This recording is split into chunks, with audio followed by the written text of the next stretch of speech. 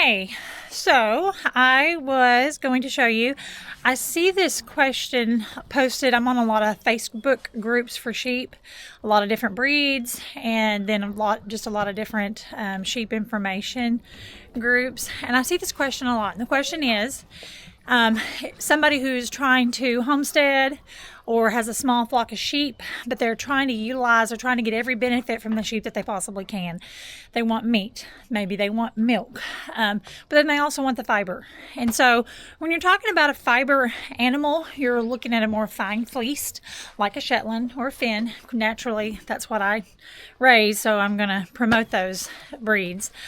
But if you are looking for the fiber, but you're also wanting meat, Shetland and Finns, you can eat them. We have definitely culled and butchered some, and they're delicious. The meat is wonderful, but there's not a lot of it. I mean, that's just the facts. There's just not much meat on a Finn or a Shetland. But if you cross them, you can cross them with a meat breed, something with a little more muscle, and you can get an excellent, a much more bang for your buck, I guess you could say. And so I did a little experiment, and I wanted to share that with you. Right here, you can see I have some Texels. This girl in the front here, she's going to walk away from me.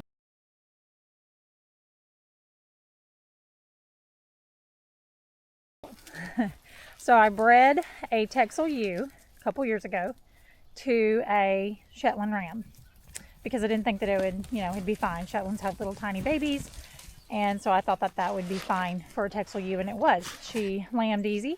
She just had one. She just had this gal right here. So that is my cross for fiber and meat. I haven't milked her. I have some others that I'm considering milking in the spring when they lamb. But I think she's going to be an excellent cross ewe that I can breed to, and that we can start then keeping lambs to butcher for ourselves from that purpose. And also, her fiber this year was one of my favorite fleeces to work up.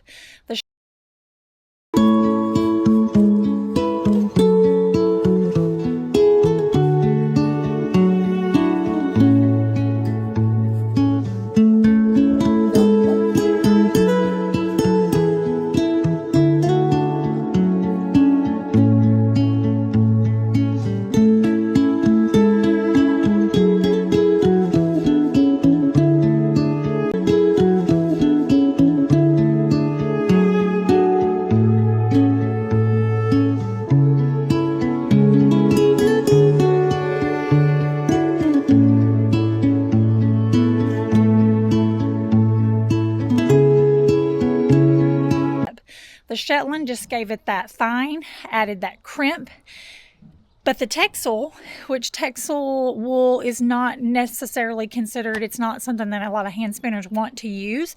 It's very useful for rugs and for a lot of other things, and you certainly can spin it, but it's going to be more of a yarn that's going to be for like an outerwear, not a next to the skin. However, this Shetland Texel cross, the Texel wool or the Texel jeans gave that fiber, that half Shetland, half Texel fiber, a loftiness that most Shetland fibers don't have. So I just really enjoyed the spin. So if you want a fiber animal and you want a meat animal, I recommend a Shetland Texel cross. Would not necessarily recommend breeding a Texel ram to a Texel ewe unless you have a bigger Shetland ewe who has already lambed. Probably wouldn't do it her first year.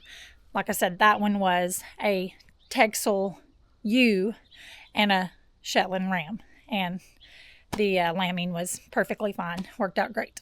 So there you go. There's my cross.